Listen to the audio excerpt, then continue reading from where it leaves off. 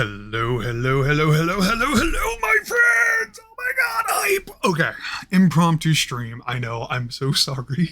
But I didn't expect this to happen today. As the title says, my Monster Hunter board game arrived. I kind of gotta be quiet hype, because roommate is also doing some streams, and these walls aren't exactly the thickest, so bear with me. I'm hype. I'm really fucking hype. I also have a friend in the room who will be I'll be sharing this experience with, but also you all are here. Okay. Okay, calm down, Axel. Calm down. So, yes, Monster Hunter World board game unboxing. I'm going to stream it. We're going to go over it. And I'll upload it to YouTube as well. So thank you all for being here and vibing with me, Phantom. Phantom, I see you. I see you with that hype. With that hype. Hype chicken. Is that a chicken or is that a duck? Yes. Oh, and Paimon. Paimon. Okay. Oh, hold on. Most important thing. You know, we're doing the gamer stuff. Gamer light. Gotta have gamer light. Along with your gamer drinks and your gamer blankies and your gamer binkies, and that's a joke. Anyway. So yeah. These are huge boxes, and I'm super hype about all of this. Why not both? Exactly. Have it all. Gamers have it all. You know? Okay. Oh, okay. Yes. So we have two massive boxes. This one is sitting on top of the other. Yes, Monster Hunter, the board game, core pack. Oh my god. Oh my god. Yay for the fanfare. I appreciate it. Okay. Gotta be very gentle with the razor. Work them knives. There we go.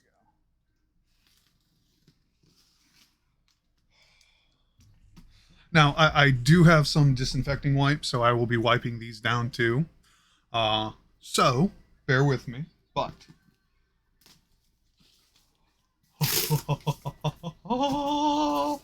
And it's empty. There's nothing here. Just cardboard. Oh, my sweet lord. God damn, that's huge. Holy shit. The Wildspire Waste. So, yeah, each pack is supposed to be, I believe, a different area in the Monster Hunter World game.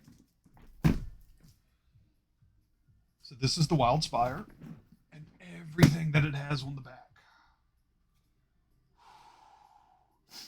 Yep. All right. So we're going to let that sit. And then the Ancient Forest. There's also a third box in here, which is impressive.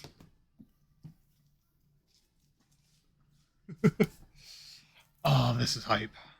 This is so hype.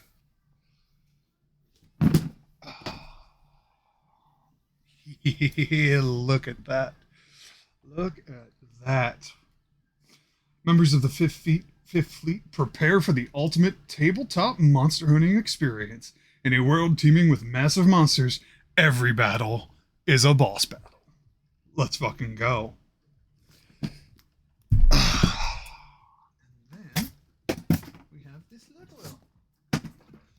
Yep, there's the bitch. There's the little bastard. Hey, you. The Kuluyaku. Look at this little egg-eating bitch. Giant chicken. Who remembers the Chocobo mission? The Final Fantasy crossover with Monster Hunter? That was hype.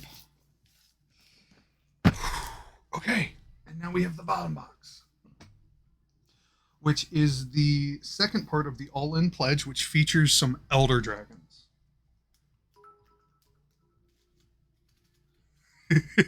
Thanks, chicken. And yes, I did. Meet Big Chicken. The Kuluyaku. He's basically a big chicken. Then again, most dinosaurs are just chickens now, so... The irony. They're not just chickens, they're all of the birds. They're all of the birds, but the irony is that, you know, they've become chickens. They were apex predators. We eat them as chickens by turning them into chicken-shaped chicken nuggets. Dinosaur shape. That is dinosaur shaped. That's what I meant to say. And then we cook them using the fossil fuels made from the leftover corpses of the dinosaurs. Exactly. I mean, they also turn into peas, which are so pretty delicious. Right? Giant chicken? Exactly.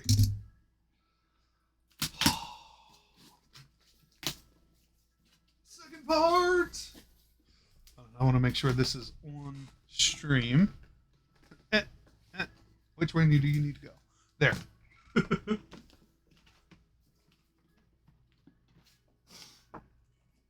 Oh, this is going to be sexy. Hold on. What do I want first? Let's grab you. The Hunter's Arsenal. Now, this is a little expansion for characters. Let me make sure that's on screen. We've got the gun lance, the hammer, the hunting horn, the lance, the longsword, and the light bow gun. In the core pack are the other classes. Oh, hype.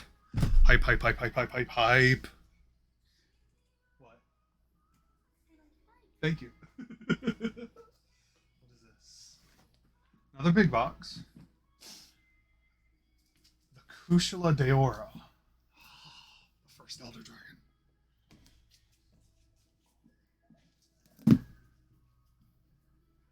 Oh, that is a big box. How big is this mini? Or is there extras? It looks like there's extras. So the way the board game works is that there is a area that is built. It is supposed to represent a real life location in the game. Real life. Nice speaking there, Axel. It's supposed to represent a location in the game, and the gameplay is dictated by a card system. Monsters have their own informations on these cards. They attack, they do various things like that, and so do you as the hunter. Oh, Nurgle. We have Nergigante.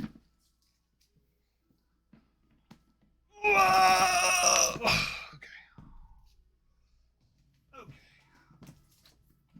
Okay. And Teostra, Fire Kitty. Fire Lion. And I think that's it. Yes.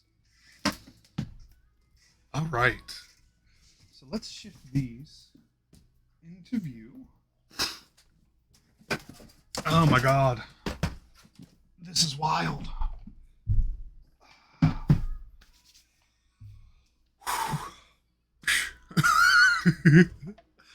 Oh my God. I'm like nervous. This is wild to me. Okay. Okay.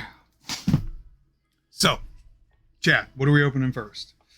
We're going to open one of the core board games first. The Wildspire or the Ancient Forest? Go now. Pick.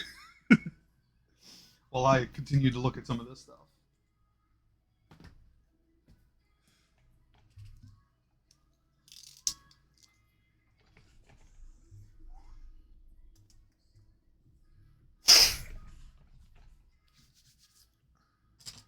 Forest. Okay, we got to vote for Forest. I also vote Forest. We got 2 for Forest.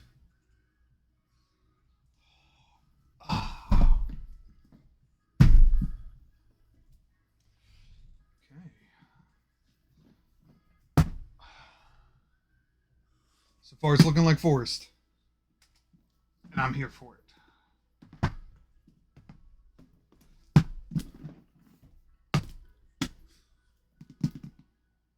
I'm giving it another minute. That's 2 votes for Forest.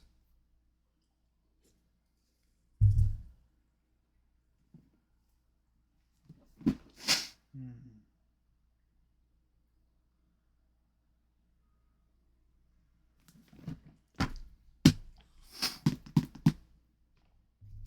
think it's going to be Forest. So, let's crack this bad boy open. I'm going to adjust the camera down a little bit more.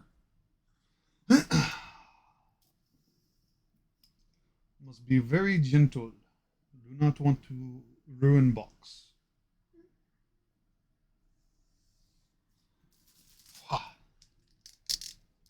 Really gonna have to get you these shells. I'll make it work. I will make it work. Wow. Monster Hunter World, the board game Ancient Forest. So, I read the first part there. In this cooperative arena combat board game for 1 to 4 players set in an open world, it's not you who dictates the flow of battle, but the monsters you hunt. And each one is wildly different, that's true. Tasked with protecting the Astera base camp, you must track down and slay the fearsome creatures roaming the new world. Use the loot collected from your fallen foes to craft powerful new equipment so you can take on bigger and badder beasts. Yeah, for those who do not play Monster Hunter, the game, that's essentially the loop. Take your armor for a spin, beat them up till you win, and that's it. That's what you do. But yes, the more monsters you slay, the better the weapons you can craft, and the bigger monsters you can hunt. Cooperative arena combat board game for 1 to 4 players based on the wildly popular video game, and it is, which I'm very happy about. Track down monsters in choice-driven adventures, face increasingly tough versions of each monster, and play full campaigns crafting equipment upgrades to face the apex predators. Wow. Oh, that's tight. I like that though. That's what she said.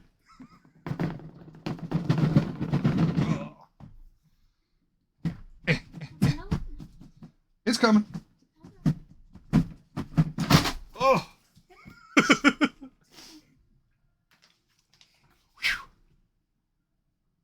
Oh my God. Hold up. Hold up. Organize your storage tray. Okay. Oh, but we've got monsters already in our face. Who are we looking at? Oh, baby. That's Toby Kadachi. Oh, the detail is amazing. Painting this sucker's going to be so much fun. Look at that. Look at that angry face. Look at that big ass tail. That tail sucks. Fighting against it anyway. Oh my God. Sit you to the side. Oh, we've got Anjanath. Closest to like an actual T-Rex in game, except it breathes fire still. So We don't know that T-Rex is dead. that's fair. That is fair.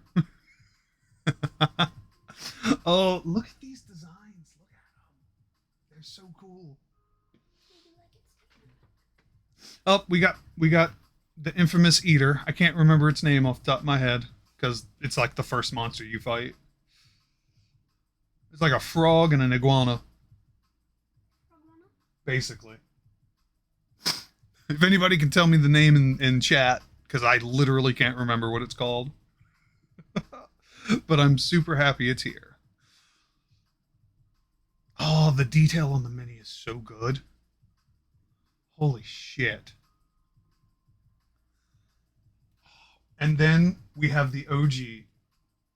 We have the OG.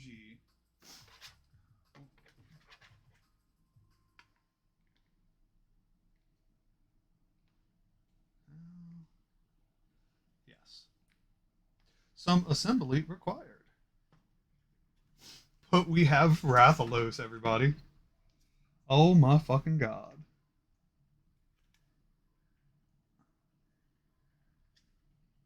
Hold on, because I want to make sure it fits the way it's supposed to.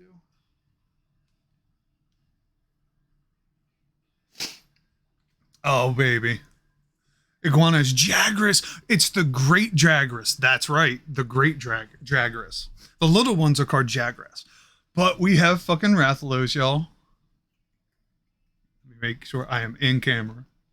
Because I've adjusted everything, so. Oh. Now what is going on with this wing? It's not fitting just right. I'm going to operate under its my error. let's see. Instructions? No, it's literally just the wings. Unless maybe the nub is too long. But that doesn't seem. I might have to trim that, but yeah, it doesn't want to go anymore, and I'm applying rather good pressure. So maybe this nodule is too long. But we have Rathalos, King of the Skies. Very happy. Oh, the detail on this mini is stupid. Come look at it. I do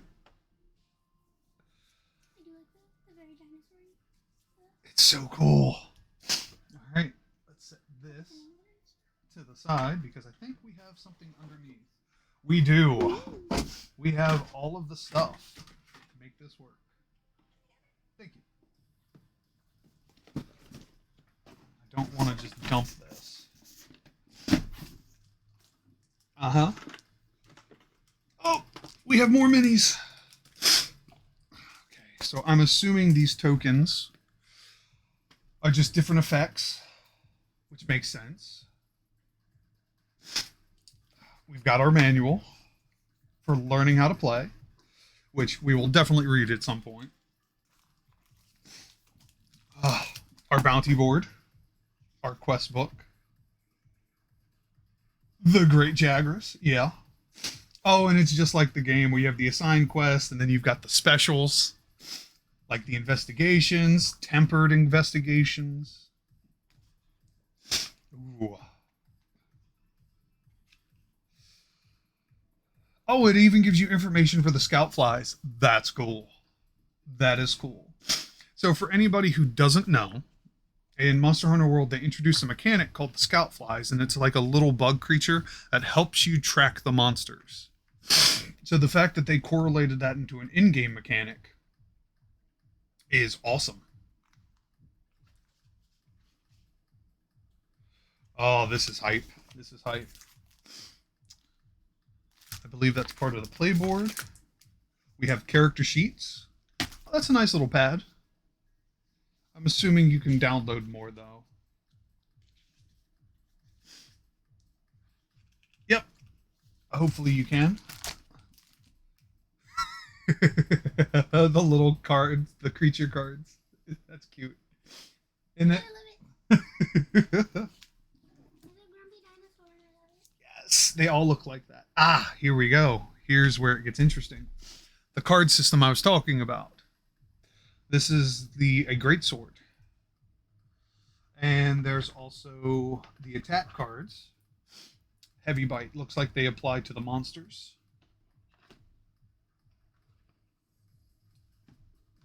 Now, I'm not going to just start taking these apart. I apologize. But we're just going to look at it, see what's here, show off some of the minis, and get an idea for what the card game is like. Tactical shift. Flip your hunter token face down. Discard one attack card from your rightmost slot of your stamina board. Discard any number of attack cards from your hand.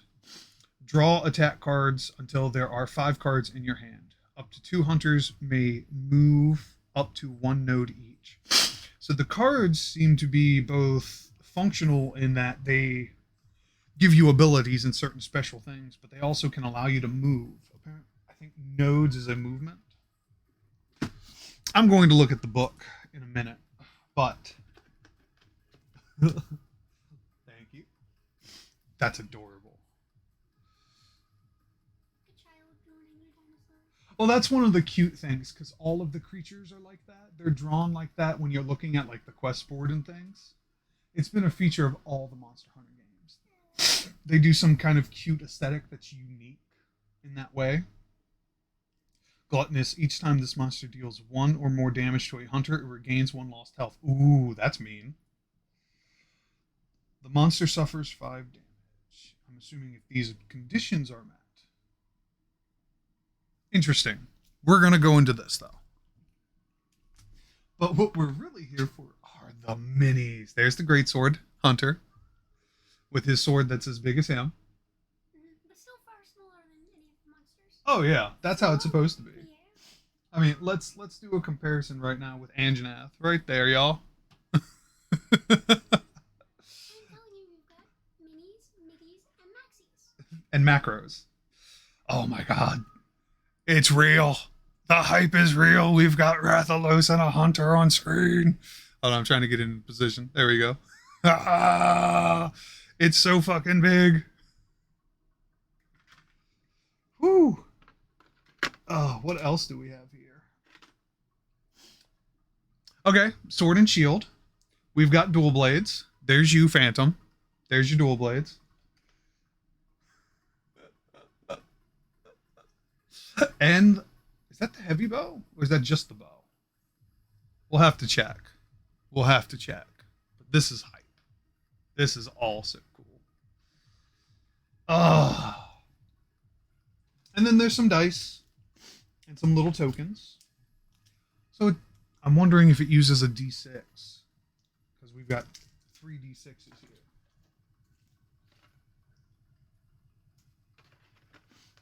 Genuinely, I think these are supposed to be in there, though.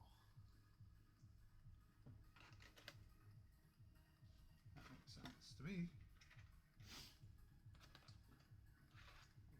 Put you there. Sword and shield there. Oh, this is hype. Looks like we have armor pieces in the form of cards as well. Alloy Greaves, poison resistance. This hunter can't suffer the poison status ailment. Interesting. So yeah, let's take a look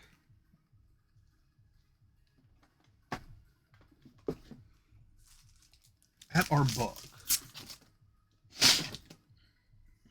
The Monster Hunter Rulebook. All right, introduction. Which it follows the game. If you played the game, you know the introduction, but for those who don't, after an eventful trip across the ocean, you've arrived safe and sound on a mysterious continent known only as the New World. Well, you're safe for the moment at least. And that brings us to your purpose. Long ago, the Hunters Guild sent an elite organization known as the Research Commission to investigate this uncharted land and uncover its secrets. You now join that commission with a simple task: to protect the scholars and engineers working together to explore, research, and understand their new home.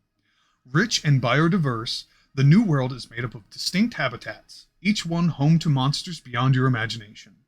One such habitat is the Ancient Forest, a lush jungle teeming with life and rich with resources. It might even be described as paradise, were it not for the monsters within. As an A-list hunter, it is your job to protect the Commission from these monsters. Greedy Great Jagras, Electric Toby Kadachi, Fiery Anjanath, and the Winged King of the Skies, Rathalos. Huge, primordial beasts that have ruled this place since the dawn of time. But that time is now coming to an end. The Fifth's banner promises a change in the wind. It's your job to fulfill that promise. How to win? Monster Hunter World, the board game, Ancient Forest is a cooperative arena combat campaign game. As Hunters of the Fifth Fleet, your group will undertake quests to track down and slay the monsters of the New World to ensure the safety of the Astera Base Camp and Research Commission. Choosing a quest allows you to hunt specific monsters. Completing quests unlock additional quests and allows you to progress through the game. To win Monster Hunter World, the board game, the Ancient Forest, you must complete a 4-star quest before the campaign timer runs out. So there's a timer mechanic in this. That's interesting. Speaking of Monster Hunter, hold on.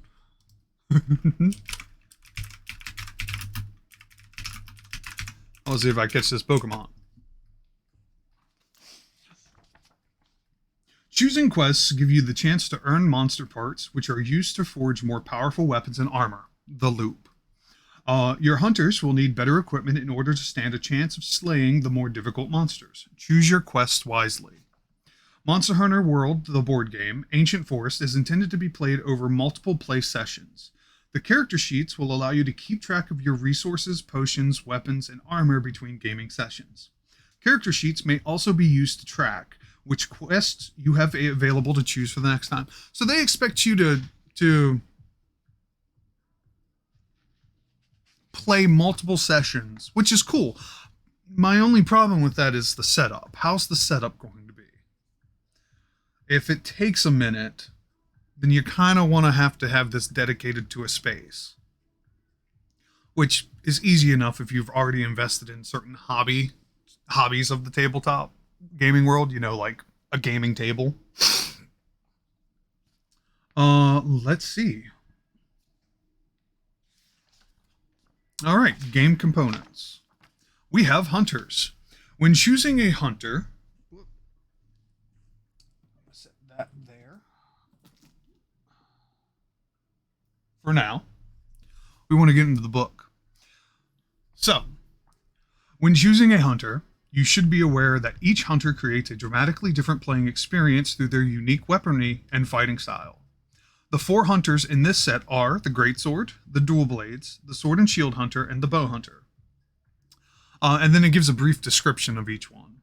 Greatsword Hunter hits with serious force, building charge with each attack to unleash formidable power at the end of a combo. Dual Blade Hunters favor swift strikes and mobility over raw hitting power, dashing in a flurry of blows before dodging to safety. Sword and Shield Hunter is incredibly versatile, offering a balance of defensive proficiency and offensive capabilities. And Bow Hunter, so it's just regular Bow Hunter, carefully judges the perfect moment to attack, punishing monsters with a hail of arrows before closing in to cause maximum damage with a finishing shot.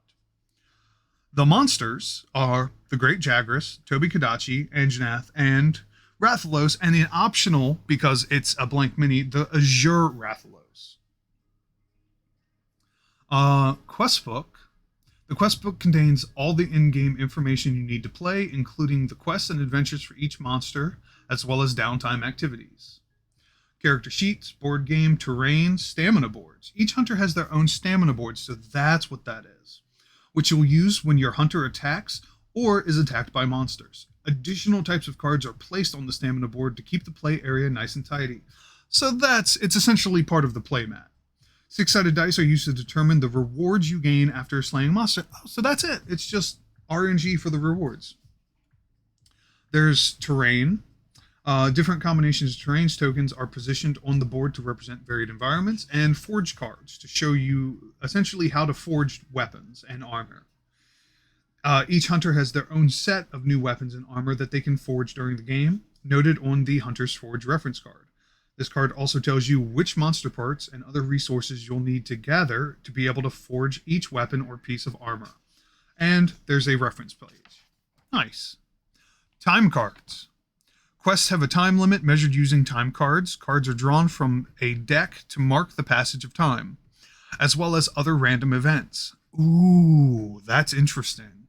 So, depending on how long a hunt takes, other various things could happen. Interesting. So that's what those are. That card that I was reading, the Tactical Shift. Armor cards. Hunters mainly protect themselves by leaping out of the way of monster attacks. Should they make a miscalculation, their armor is their last line of defense. These cards are numbered 2 through 4 for the Greatsword Hunter, 26 through 28 for Sword and Shield, 50 through 52 for Dual Blades, 74 through 76 for Bow, and then huge number for other armor cards. So I'm assuming that also each class of weapon has its own armor based on that. We do have weapon cards, attack cards. These cards represent the attacks the hunter can perform and are played one at a time to cause the hunter's miniature to move and attack the monster. Multiple attack cards may be played in sequence to perform powerful combinations.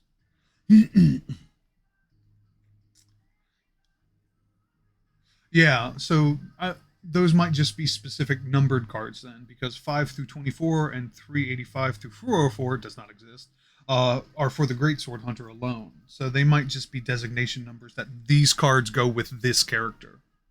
There's also damage cards. When your hunter attacks, damage cards will be drawn from a deck to determine the amount of damage caused to the monster. When a hunter's damage deck runs out, their weapon has become blunt and must be sharpened. Nice. So we have the sharpened mechanic in the game. There's also elemental damage cards.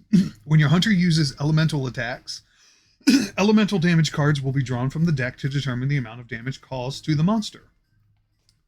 There's also Palico cards and Palico tokens, which Palico are essentially these little cat creatures that assist you as hunters. Something I thought you would really enjoy. I do. You have little cats that literally do everything. I mean, that sounds like the perfect world for me. So Monster Hunter World's the perfect world for you. If I can get some cats, I'm all for it. Yeah, each hunter has their own designated Palico as a helper and assistant. I'm in. So, Give me a cat. they help you in combat, but they also do little things. It's an entire culture. For instance, in Monster Hunter World, one of the mechanics of the game as a hunter is you usually want to eat before you go out on hunt because eating gives you benefits. Yeah, sensible. The entire canteen is run by cats. Cats make your food for you. Yes. There's a cat caretaker for your home. And they also procure several jobs. Like they assist other people in various things too. So it's great. If you are somebody who likes cats. Want some cats? Hunter tokens, which show which hunters are able to take a turn. When a hunter finishes their turn, flip their hunter token face down. Additionally, hunter tokens are numbered to show how threatening they are to the monster. Interesting. That's an interesting combination of mechanics. So it's also going to be turn-based in that regard, which is interesting. But depending on that turn, it can also dictate who has aggro. I like that. There's elemental tokens. When a hunter damages a monster with an elemental attack, it's marked with those tokens.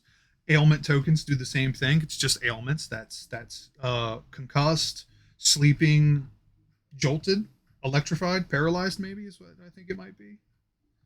Poisoned, and then I guess about to explode. I'm assuming that's the explosion because there is a blast element. Physiology cards, which contain vital statistics, which was the big things. Behavior cards. Each monster is controlled by a deck of behavior cards featuring unique attacks. So those are the monster cards then. Break and broken tokens, because you can break various parts on monsters. Track tokens show progress of hunting the monster, and health dials, which HP for everybody. Hunters and monsters each have their own health dial showing how much damage they can take. I'm assuming when they take enough damage, they're out. Play area setup. Playing the board game is... Place the board game in the center of the playing area. Note that the game board has artwork on both sides, whichever side you prefer up. Place stamina boards in front of each player. Place the quest book and supply tokens within reach of players. Take the 10 elemental damage cards, shuffle them to create an elemental damage deck. Place this deck face down near the game board. Interesting. Hunter setup. Starting with the youngest, that's interesting. Considering the majority of my friends are old as dirt, we'll see how this goes. Starting with the youngest, players set up a hunter to use during the game. The hunter you select will have a unique symbol identifying which card is used to play with that. So yes, each hunter has their own deck that they play with. Each monster has their own deck that they play with. Each weapon card will list a number of cards using this symbol. Looks like a little explosion, and there's a number inside of it. So, these are the weapon damage cards. Take the combination of damage cards shown on the weapon card from the game box. These cards form your hunter's damage decks. Going back to the hunter setup here, these are the starting cards for your hunter. There's a list of numbers for each one.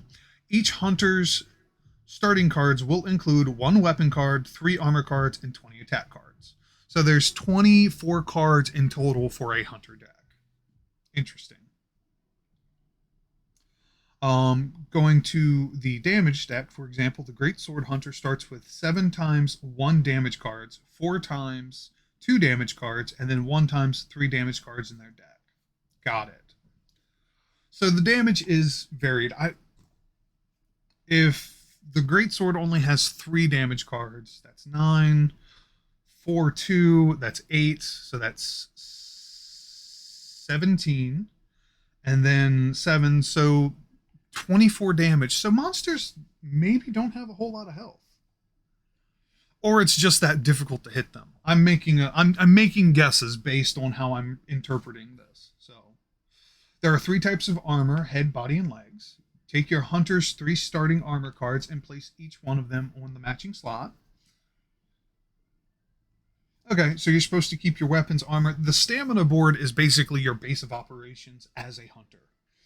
You have all of your armor underneath of it, then you have your damage deck and your attack deck above it. Oh, so you only get palicos if you have 1 to 2 players. That's how they balance it. Because a palico is supposed to be in its own right, like half another hunter or a whole hunter too. So if you have more than 2 players, no cats? Yes.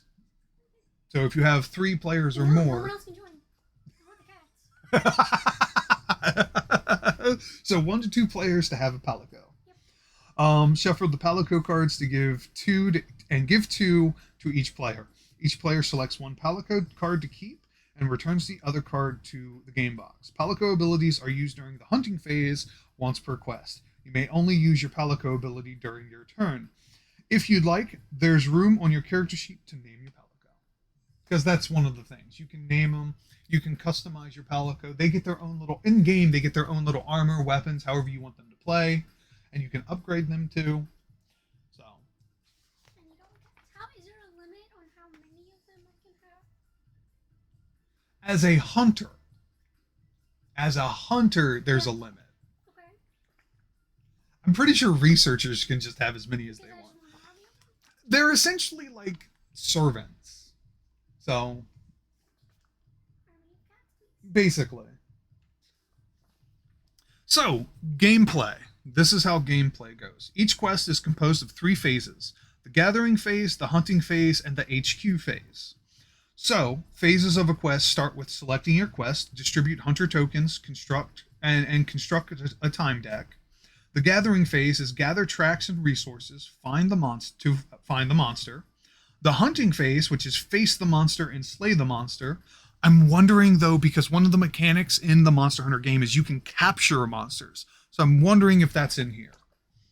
And then return to HQ, which is the final phase, and that's the gather the rewards, the forge new equipment, and select a new quest. And so rinse, wash, repeat. So select a quest to hunt a monster. You must select a quest for that monster. During a quest, you'll track down the monster, fight it, and eventually slay it before returning to the Astera base camp. Each monster has its own set of quests located within that monster's section of the quest book. For your first quest, turn to page 5 in the Ancient Forest quest book, the Great Jagras section. Each quest has the following information: the name and type of quest, the time limit, the scout fly level, adventure starting point, and a mini-map. Complete or fail. The hunters complete the quest by slaying the monster. The hunters fail the quest if they exceed the time limit or if they faint 3 or more times between them. If the hunters fail the quest, immediately progress to the HQ phase on page 35. So if they faint 3 or more times between them, that wording has me a little tripped up, because in the game, if you are solo hunting, as a hunter, if you faint 3 times, it's quest over. If you have multiple people playing, let's say you have 4 people and 3 of them faint, even though the last one didn't, it's quest failed. So it's 3 amongst everybody. This phrasing implies that it could be more between each player. What makes people faint? When their HP drops to 0, they get hit by the monster enough times that they then, In Monster Hunter, people don't die, even though lore accurate, they can. You just pass out for a while. So How do you recover? you are taken palicos. So Cats to if rescue. but they're not your cats. They're researcher cats. They're researcher cats that are like part of the commission. That's fine. And All cats are good cats. that's fair. And they know where you're at, and they come pick you up on a cart and cart you back to camp. So what usually happens in game is if you're fighting a monster, I've been hit too many times, I drop. And then Cats will save me. these 2 cats come out with a cart, throw you on it, and haul your ass back to camp. And when you get back to camp, you're recovered, Okay. and then you go back. Try again. You try again. Alright. That happens 3 times. Quest failed. But if you have, like I said, 3 or more people, Make sure it once. and or Quest failed. if 3 separate people fainted, Right. quest is over. Or it's any combination. If a person faints twice and another one Right. faints, you have 3 chances amongst as many people as you have. So the wording of this, if they faint 3 or more times between them. What's catching me up is the or more times Right, between because that them. implies you can do it more than 3 times. Yeah. So I guess if I'm wondering if 4 who's people all fainted at once. There's your more than 3. yeah, I guess. Then it's just like, oh, there's no hope. But I'm wondering if this game is structured to have somebody who's sort of curating it, because I haven't seen anything like that. Or is it like so you set up the deck and it just runs itself? I'm wondering if that's what's going on. Because there are games where there's no curator. A game that I immediately think of is House on the Haunted Hill. It's a scenario-based horror survival game where, depending on what the players interact with or find, a horror scenario pops up. It's more like a video game. Sort of. Let's say as you're how the game works is as you're exploring, you enter rooms. As you're entering rooms, there are event cards, and you can find items. Event cards and item cards, if you find the right combination, hold on, because I skipped a step. As you find them, you then do what's called a haunt roll. If you exceed the haunt roll, which is based on how many item cards there are, there is not a haunt. But if the haunt roll is met, which is you roll less than however many item cards there are, then a haunt happens based on whatever item was just found and various other scenarios. The first iteration of the game, there was 50 types of haunts you could find, you could hobble into, and they're all based off of pop culture. It's like the YouTube thing you keep showing me. The guys exploring the house and Hunty ghosts pop up. You can say words out loud and things would happen. Oh, It sounds like that. you're talking like the games that, like Phasmophobia or Probably. stuff like that? Yeah. A little bit, but it's a bit more in depth because it's a board game and you can have more scenarios. They came out with an expansion that added another 50.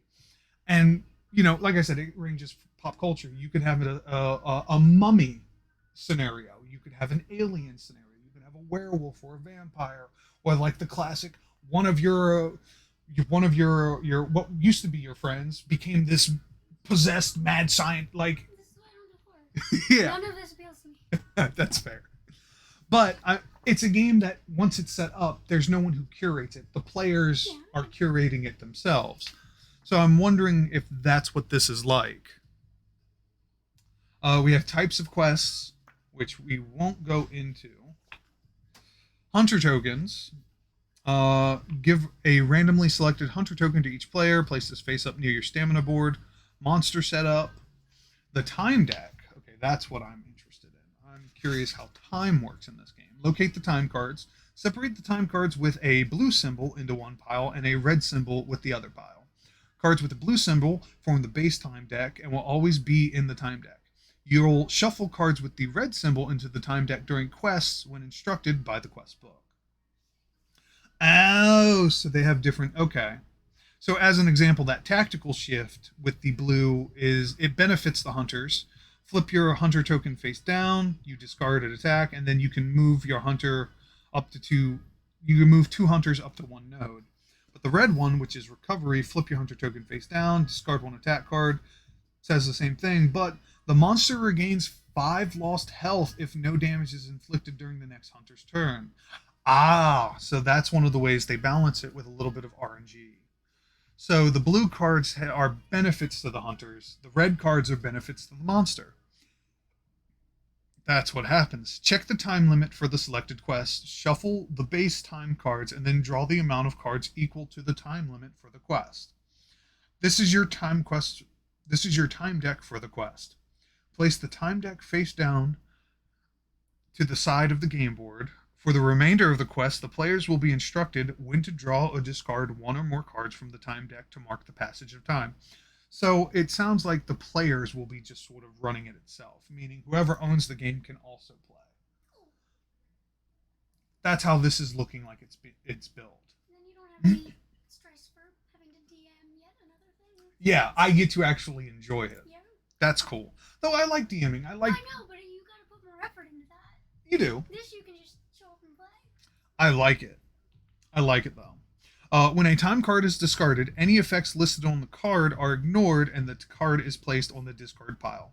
When a time card is drawn, any effects listed on the card are resolved before placing the card on the discard pile. Quests may ask you to discard a time card and place it next to the time deck. Cards discarded like this aren't placed on the discard pile and instead have their own location. Cards discarded in this way are counted later in the quest to resolve a special effect. Interesting. If the players ever need to draw or discard time cards when the time deck is empty, the players failed the quest and immediately progress to the HQ phase on page 35. So that's how they manage the time. During the hunt, the timer is going on. During the whole hunt, everything. The timer is going down. So there's a trigger for that. The campaign timer determines the maximum number of days that may be spent performing quests and downtime activities at the base camp before players fail the campaign. Each time you choose one of the following campaigns, I ran on that sentence. Each time you choose one of the following, one campaign day is spent. Perform an assigned quest. If the quest is failed, the hunters can attempt it again without spending another campaign day. Perform an investigation quest, whether the hunters complete it or fail it. Perform downtime activities to a maximum of 3 activities per day. Downtime activities are explained in more detail on page 48 of the Ancient Forest quest board. The campaign timer for a standard campaign of Monster Hunter World, the board game, is set to 25 days. Record spent campaign days on your character sheet.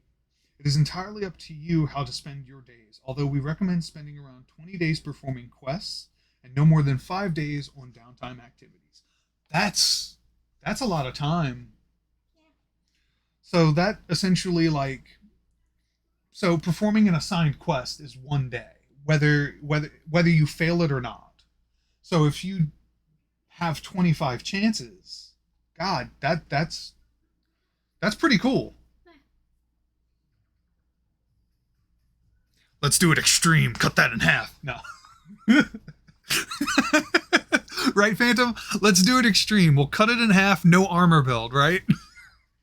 There are some people who play Monster Hunter without armor. That sounds not safe. They're brutal. They're a different breed of people. It's just not sensible.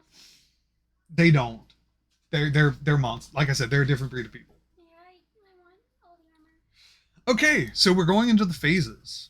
Gathering phase. In this phase, you'll track down the monster you've chosen to hunt. Along the way, you may acquire monster tracks, potions, or useful resources.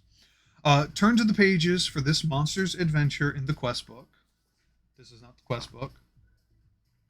If this is your first quest of the campaign, you do the Great Jagras adventure on page 6. The book said it. Unless, anyway, I feel like being spicy, but set the monster health dial to the health level of the monster's physiology card shown with the heart symbol. Locate the track tokens and place them face down in the playing area. Mix the track tokens up so that you won't know which ones you're picking. You'll begin each adventure at the starting point determined by the selected quest and progress according to the instructions given at each step of the adventure. Playing your adventure, one player should take the quest book and read aloud the text for the adventure starting point. So for me, that's similar to like the game that I previously mentioned, A House on Haunted Hill, because you get 2 player books. One of them is for people while playing, and then there's one for when the haunt happens, because usually a person is designated the evil. One of the players gets that book, and then they have their own new objective to try and thwart everyone else. So this sounds like there is no curator, which is cool. That confirms it to me. One player takes the book, read aloud the text for the adventure starting point. You'll then be faced with an option of where to go next. As a group, decide which direction to go in, and progress to the stated entry. Each time you reach a new entry, continue to read the text out loud. You may gather new resources or potions. Any resources gathered are gained by all players and should be marked on your character sheet. Any potions gathered should be put in a communal pool for all hunters to use. I can dig that. And there's an explanation for the potions on page 33. When you gather track tokens, place the track tokens in a communal pool. Track tokens represent your hunters following and catching up to their quarry. These will change how monsters behave in the hunting phase, and they may alter some of your choices during the adventure. Remember, for the first quest of the campaign, you'll be playing the Great Jagras Assigned quest. The starting point for the Great Jagras Assigned quest party is entry 1, named Assigned Starting Point. Each time you attempt an investigation quest, you must select the next available adventure starting point, named the Investigating Starting Point. For example, the first time you attempt a Great Jagras investigation or tempered investigation, you would start from the first investigation starting point, which in the case of the Great Jagras is entry 2, named Investigation 1 Starting Point. Your next investigation or tempered investigation would start from entry 3, named Investigation 2 Starting Point, so on. Got it. Scout fly level. Upon locating the monster, flip all track tokens in the pool and consult the quest fly's scout level in the quest book. The scout fly level will instruct you to add an additional behavior card when constructing the monster's behavior deck. Locate all 13 of the monster behavior cards and follow the steps in order. Remove 3 behavior cards with the tracking symbol. Place the remaining 10 behavior cards on one side. Determine which of the 3 removed cards to add in using the scout fly level. Add the determined cards to the 10 behavior cards. Shuffle these 11 cards to create the monster's behavior deck. Return the track tokens to the supply, and then return the other 2 behavior cards to the game box. With the gathering phase now complete, the players progress to the hunting phase. And the behavior cards here, interesting. Hunting phase. In this hunting phase, your hunters will face the monsters they've tracked down in brutal combat and attempt to slay it. Preparation. Turn to the section in the quest book illustrating the information for these selected quests. Search the quest box for the terrain tokens required for the quest as shown on the quest minimap. The monster's starting node and directions, which is based on certain things. We have the hunter's starting nodes, bush, place a bush token on this node, rock token, and a pond token. Place the monster's behavior deck, which you prepared during the gathering phase, face down next to the monster's physiology card. Each player takes a turn placing their hunter's miniature on any of the starting nodes, any of the hunter starting nodes specifically. Multiple hunters may be placed on the same node. Interesting. Place the monster miniature on the monster starting node facing the direction shown by the arrows of the node symbol on the minimap. I'm looking at the node map right here, just showing it. Shuffle your attack deck and draw a hand of 5 cards. Ensure your hunter token is face up. Nodes. During an encounter with a monster, each miniature must be centered on a node. When a miniature moves from its current node to an adjacent node is any node located directly next to the miniature's current node in any direction. Okay. Multiple hunters may be on the same node so long as you understand which miniatures are on the node. Hunters can't move to the same node as a monster, so they can't occupy that same space. Terrain nodes. Use the minimap for the quest to identify which types of terrain will be used and where. Using the quest's minimap, place the terrain nodes on the game board to mark each terrain. Terrain nodes and their effects are bush. While the hunter is on a bush node, they have a -4 to their threat. Bush nodes do not affect monsters. Rock. When a hunter is on a rock node, they may move one node without placing attack cards on their stamina board. Rock nodes do not affect monsters. And the pond node. When a hunter enters a pond node for any reason, they must discard 1 card from their damage deck. Pond nodes don't affect monsters. I wonder what the difference is between them. How a hunting phase summary works. Hunting phase step 1, monster turn. To resolve a monster's turn, follow these steps in order. Draw the top card of the monster's behavior deck and reveal it. Use the monster's behavior card to determine the target for its attack. Resolve the behavior card, discard the behavior card. If a monster's behavior deck is empty, shuffle all of the discarded behavior cards to form a new behavior deck. So you just recycle them. If the hunters have fainted 3 or more times between them, the group fails the quest. We go to the HQ phase. Step 2, the hunter's turn. So it always starts with the monster. Got it. As a group, choose a hunter whose token is face up and follow these steps in order. Choose to use combat actions or preparation actions, resolve the actions, and then draw a time card.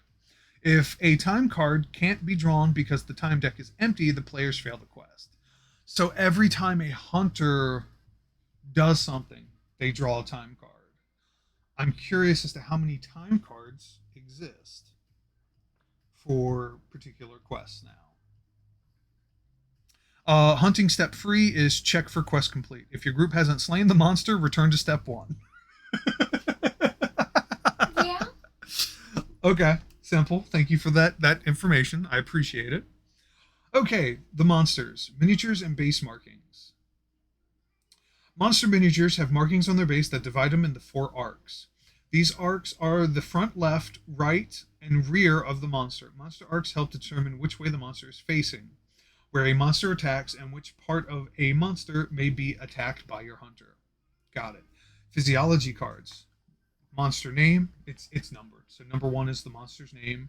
Quest type, monster health, elemental resistances, body parts, special rules, body part arcs, part armor, part break value.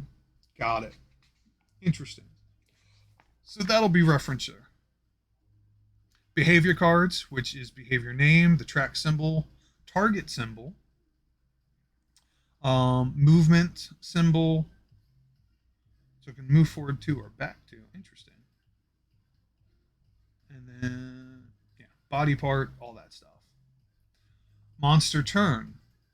When the monster takes a turn, perform the following steps. Draw a card from the monster behavior deck and place it face up. If the monster's behavior deck is empty, shuffle the discard pile to create a new behavior deck. Resolve the monster behavior card from left to right. The following section will describe each of these steps in details.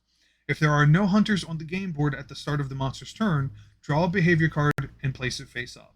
Then the monster turns end, progress to ending a monster's turn on page 27. The monster's target. The monster's target is the hunter who currently has the monster's attention. The target is used to determine which way the monster will move and attack. If the behavior has the closest target symbol, which there's a symbol, marked this little red designation, looks like a quest symbol from the game. The monster's target will be the hunter closest to it, determined by the counting the nodes between the monster and the hunter. In the event of multiple hunters being the closest, the monster will target the closest hunter with the highest threat value. Threat values are printed on hunter tokens. Okay, that's good to know. It's 5 o'clock. I'm gonna start getting ready. Okay. We'll leave at 5:30. Okay. All right. Damn, it's been 2 hours already. Yeah. Fuck. I'm gonna just do this box for the day, and then you can have other unboxing videos in the future. That is probably what I'm going to do. Yeah. Oh, so there's a lot. There's a lot. Stamina boards, stamina bars. So I'm just going to kind of speed run this part. Don't worry about it. You're good. Monster attacks. Monsters have different attacks. There's different values. You have range, the maximum range of a monster's attack, the dodge value, the attack node, the attack arc, and physical damage. There's also the elemental damage and status ailments. So various things dictate it, because monsters can have multiple attacks, or not multiple attacks, but like an attack that hits multiple people, or a singular attack. Hunters suffering damage. When your hunter suffers damage, reduce their health dial by the physical or elemental damage value of the monster's attack. The amount of damage each hunter suffers is reduced by the armor or elemental resistance, which is shown to them. Hunters suffering status ailments. When a monster attack with a status ailment effect damages a hunter, the hunter suffers a status ailment. If a status ailment lasts until the end of your next turn, place a status ailment token on your hunter's weapon card as a reminder. Stun, poison, sleep, paralysis, and blast blight. And each one has its own little effect. Stamina boards. Your stamina board is used to measure for the hunters how much stamina your hunter has. Stamina boards have 5 attack card slots. During the hunting phase, attack cards are placed on the stamina board from left to right to show attacks being made and stamina being used. When your hunter's stamina board is full of attack cards, you can't play any more cards onto it. So until, I guess, certain things are resolved and you have space on your stamina board, that's as many cards as you can do. At the end of your turn, as your hunter's stamina slowly recovers, you'll draw a time card that will instruct you to discard the rightmost card on your stamina board. So that's the cycle. When you do your attack, you pull a time card, and then usually the time card will instruct you on what you're getting rid of on your stamina board. Unless otherwise instructed, whenever you remove attack cards from your stamina board, remove the cards one at a time from the right.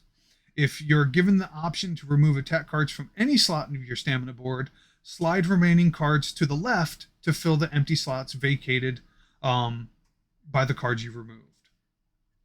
Interesting.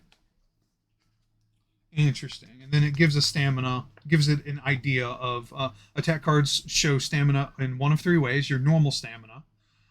These attack cards use stamina and are placed on your stamina board when played from your hand. Stamina end. These attack cards use stamina and are placed on your stamina board when played from your hand. Playing this card will end your turn. So, like, there's a line, a big yellow line that indicates your stamina, and then you have this very end, which is red, and then no stamina. These attack cards don't use stamina and are not placed on your stamina board when played. Discard these cards after resolving their effects. These cards don't count towards the maximum allowed by the monster behavior. So,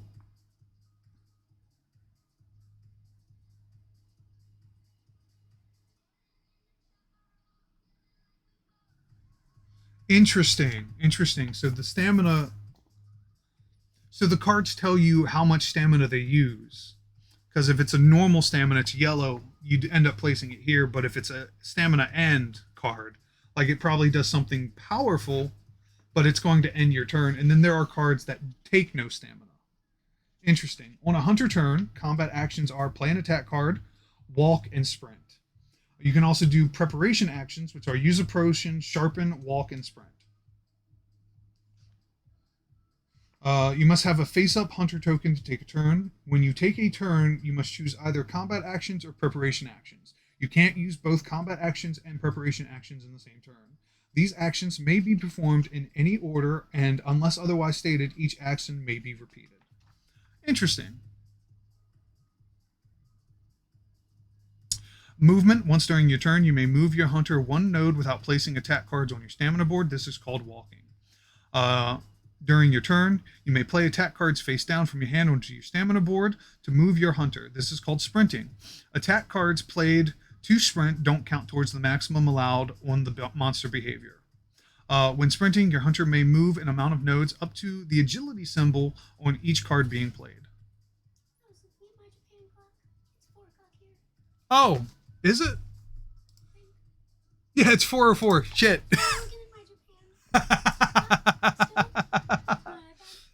Okay. We have an hour left. Okay.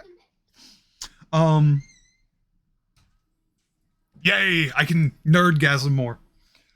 Hunters making attacks. To make an attack, follow these steps in order. Select an attack card from your hand to play. If it has a range symbol, the monster must be in range to play this card. Check which monster arc your hunter is in, and select a body part in that arc to attack. Refer to the monster's physiology card to see which body parts can be attacked. So they do take that into consideration, because you have to be in certain locations, which is divided based on the monster's mini. There's 4 arc symbols. Let's use the Great Jagras as that example.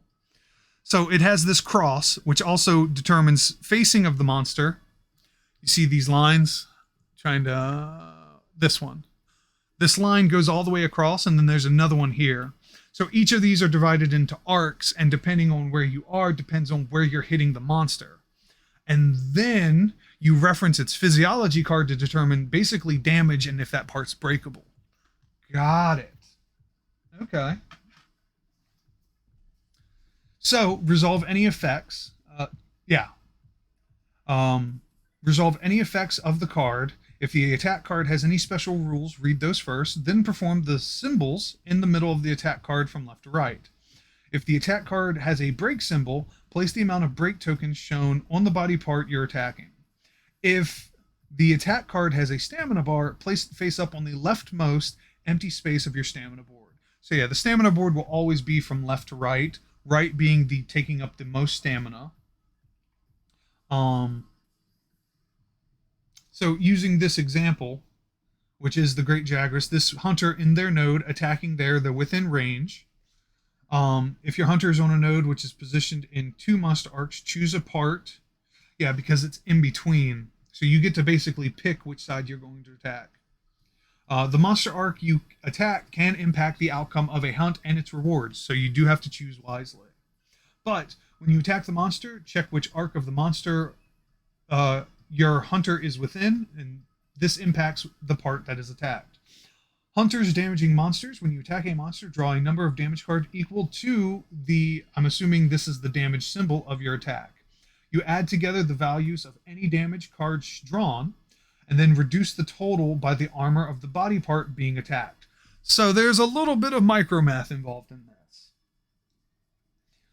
It seems like this is a little crunchy with this little bit of math, but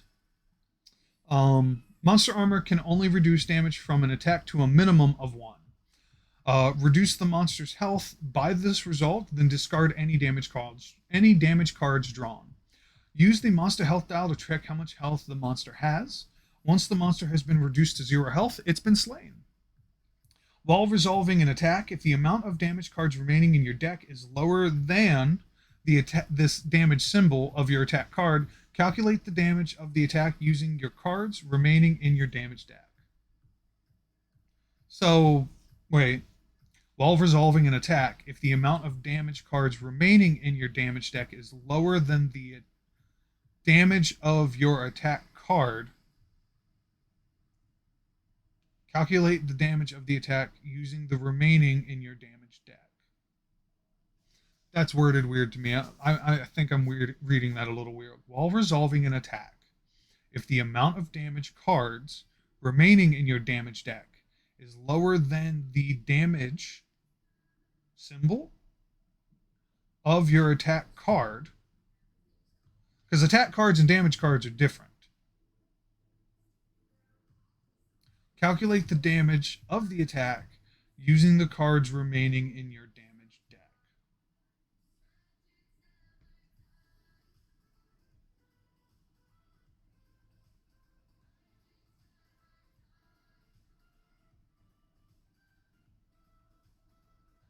So I'm guessing what they're saying is that if you have, let's say you do an attack card that says you can have 3 damage, but you can draw 3 damage cards, but you only have two damage cards left in it. The chances of that number being higher than the amount of damage cards is very unlikely. So it's just saying, okay, so if I have 2, it lets me draw 3, but I only have 2, instead of having maybe like minimal damage, I can calculate the damage of the attack using the cards remaining in your damage deck. I think that's what that means. Sharpen. When your damage deck is empty, your hunter's attacks will cause no further damage until your hunter sharpens their weapon. Once during your turn, if you choose to use preparation actions, you may shuffle your discarded damage cards into your damage deck to sharpen. So sharpening as an action puts your cards back in your deck.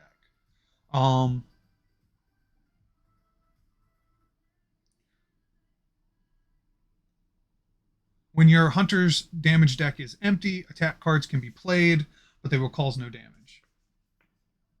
Part breaks and break tokens. If your attack card has the break symbol on it, place an equal number of break tokens on the monster's physiology card in the break token stash of the body part being attacked. When a body part has an amount of tokens equal to the break part value in its broken token stash, in its break token stash, broken token, the body part has been broken. If the broken body part has any break rules, we resolve them. Then remove all break tokens from the body part's token stash and replace it with the broken token to mark the body part. Okay, so it's simple. If a attack has the break symbol on it and the part is breakable, that stacks up to its break value. Once break value is met, the part is broken. And then there's also bonus movement symbols. If an attack card has a bonus movement symbol, the hunter may move up to the amount of nodes shown without playing face down cards onto your stamina board. If the bonus movement symbol is to the left of the damage symbol, this movement is made before damaging the monster. Okay, so it gives an example. On here, it says you can move one node, and then you're doing 3 damage things to the monster. Don't know if that popped up, so let me come down here. Boom. So yeah, card, we got 1 as the top, and then how many damage cards. So then, as an example in here, you can move closer, you get to move forward 1, and then boom, do your damage. I'm assuming if it was like the number on top wasn't on top, it was to the side, you could then choose to move to the side 1. But it looks like it gets into it. If the bonus movement symbol is to the left, you do it before the damage is made. If the bonus movement is to the right of the damage symbol, the movement is made after damaging. Okay. And it gives some examples down here. When the number is in the center of the symbol, the movement may be made in any direction.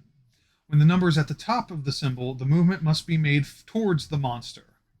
With each node of movement, the number of nodes between your hunter and the monster must decrease. When the number is at the bottom of the symbol, the movement must be made away from the monster. Okay, so it does dictate. If the attack card has a range and the monster is not within range, the card can't be played.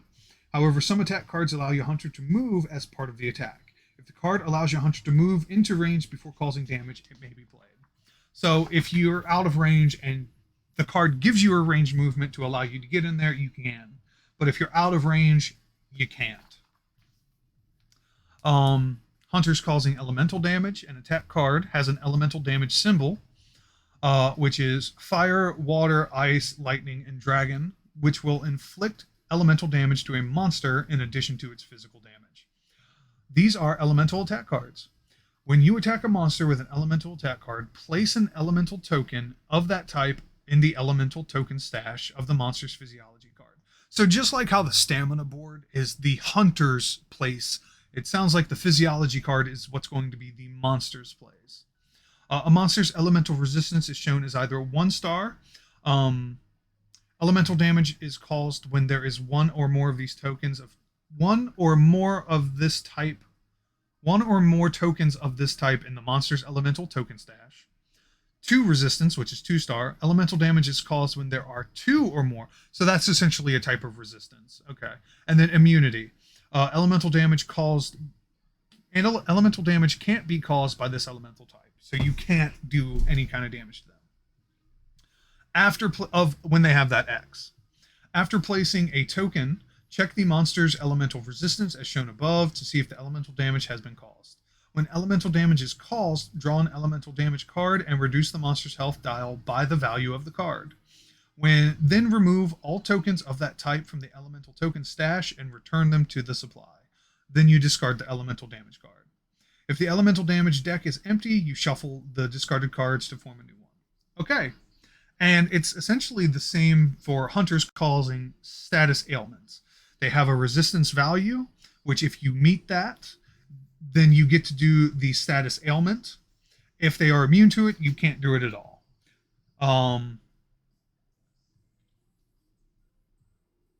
But typically how it works is stun, the dodge value of the monster's next attack is 1 and can't be increased or decreased. Poison, the monster loses 2 health at the end of its next turn. Sleep, you only resolve the hunter turn and hunter attack symbols of the next monster behavior. Paralyzed, if the next monster's behavior card has movement symbol, you reduce it to 0. And then Blast Blight, each part of the monster has -1 armor until the end of its turn. I'm assuming that's the same for the hunters. We kind of briefly skipped over that.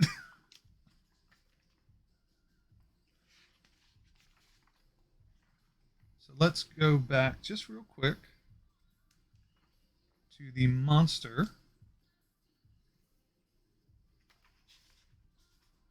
So I believe it was this page. No. Moving monsters. Attack node. Status ailment. Yeah, Hunter's suffering status ailment. Stun, choose 1 attack card from your hand and place it face down on your stamina board. If you can't place a card on your stamina board, the status ailment has no effect. I'm assuming that means you can't use it and it just takes up stamina. Poison, you lose 2 health at the end of your next turn. You can't place attack cards on your stamina board to attack, move, or dodge until the end of your next turn, which is sleep. Paralyzed, if you have more than 2 cards in your hand, you discard down to 2 cards. Ooh. And then Blast Blight, you have -2 armor until the end of your next turn. Got it. So yeah, basically the same. Dodging monster attacks. Again, continuing for Hunter. To dodge a monster's attack, you must play attack cards from your hand face down onto your stamina board. The total agility on these cards must equal or exceed the dodge symbol of the monster's attack to be successful. If a monster's attack is successfully dodged, your hunter does not suffer any damage or status ailments from the attack and moves a number of nodes up to the agility of the attack cards played to dodge. So if you're going to dodge, you take your source of attacking, your attack cards, and you place them face down on your stamina board. And you have to equal to the dodge value of whatever the monster's ability is being played. Okay. But remember, when your hunter's stamina board is full of attack cards, you cannot play any more onto it. So there's a management to this game too. Armor and elemental resistance. When suffering damage from a monster's attack, your hunter's armor or elemental resistance reduces the amount of damage you suffer. In addition, some armor will provide hunters with special abilities or other bonus effects. Make sure to read your armor cards carefully and fully to understand when these abilities or effects come into play. Your hunter's armor is calculated by adding together the amount shown in the symbol, it looks like a little shield, on any pieces of armor they have equipped, as well as their weapon. Reduce the monster's physical attack damage by the total armor of your hunter. Armor doesn't reduce damage from elemental monster attacks. Your hunter's elemental resistance is calculated by adding together the amount shown within these symbols, and it's all the elements that we've gone over, on any pieces of armor they have equipped, as well as their weapon. Your hunter's elemental resistance is calculated for each type. You reduce a monster's elemental attack damage by the total resistance to that type. Elemental resistance does not reduce damage from physical monster attacks. So they're designating the separate. It's 2 separate damages the monster can do to you. And if I'm understanding, there's probably some attacks where they do both. Potions are used. We're on page 33 already. Potions are used during a quest to recover lost health and stamina. Potions may be found throughout a quest. Record the number of potions your group has on one group member's character sheet, regardless of who gained them. Anyone in the group may use potions regardless of whose character sheet they're recorded on. So yeah, it's basically supposed to be a community thing. When you use a potion, discard all the attack cards on your stamina board and then shuffle your discarded cards into your attack deck. Additionally, recover all health your hunter has lost by setting your hunter's health dial to full, so potions refill you to full no matter what. The group may carry a maximum of 3 potions at a time. While the group has 3 potions, any additional potions found must be ignored. So that's one of the ways they balance the game. Okay. Anatomy of armor cards. Armor cards are presented as a series of symbols, sometimes including armor card name, which is up top, symbols, starting weapon symbols, as well as armor slot symbols, the armor symbol itself, the elemental resistance, any special rules, and then set bonuses. Because bonuses, if you have a full set, there are bonuses to them, as it shows in the example here. We have leather mail as the top one, which is the number one. Starting weapon symbol is for dual blades. It's a chess piece, which is starter 3. It provides 1 armor value. It has no elemental resistances, and there's no special rules or set bonuses for this as far as we can see.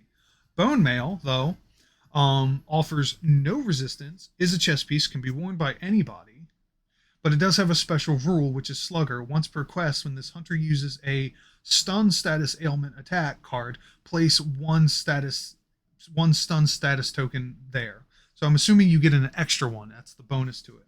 But then we have the Rathalos mail, which is a helm, provides 2 armor and 1 fire elemental resistant, and then has a set bonus, which is when this hunter plays a fire elemental attack card, instead of placing an elemental token, draw 1 elemental damage card. This doesn't affect monsters with immunity to fire. So, good to know. Hunter fainting. When your hunter health dial reaches 0, your hunter faints and their miniature is removed from the board while they're carted back to camp to recover. There it is. You discard 2 time cards. That's the punishment for fainting. 2 time cards are discarded. Discard any attack cards on your stamina board as well. At the start of your next turn, your hunter may return to the hunt. Place your hunter's miniature on any of the available starting nodes, return your hunter's health dial to full, and draw attack cards until there are 5 cards in your hand. If the hunters faint 3 or more times between them, the group fails the quest, and we progress to HQ. So that's the punishment. If you faint, you lose 2 time cards, which is making it easier to fail. Whatever attack cards you had on your stamina board are gone. They're discarded, and you basically start fresh. Ending your turn. You may choose to end your turn at any time. Usually this will be when you run out of attack cards to play, or if your stamina board is full.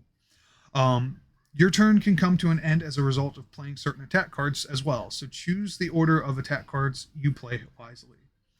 When you end your turn, draw a time card and resolve its effects. After you resolve your time card, if all hunter tokens are face down, flip all hunter tokens face up. Ending the hunting phase. There are 3 ways in which a hunting phase may end. The monster's health dial has been reduced to 0, the monster has been slain, the quest is complete, move to HQ phase and gather your rewards. If you have fainted 3 or more times, the hunters failed the quest, move to HQ phase. If you ever need to draw or discard time cards when the time deck is empty, you failed the quest, players move to HQ phase. So breaking it down is monsters either slain, hunters faint 3 times, or you have no time cards to discard or draw. HQ phase. In the HQ phase, you'll carve out resources from the slain monster, forge new armor and weapons, and set up your next quest. Recovery. Discard all attack cards in your hand and on your stamina board before shuffling your discarded attack cards into your attack deck. Shuffle your discarded damage cards into your damage deck. Return your hunter's health dial to full. If you failed the quest, progress to the forging new armor and weapons section of HQ phase. You don't roll on the rewards table or collect break rewards. Shuffle discarded elemental damage cards back into their elemental deck.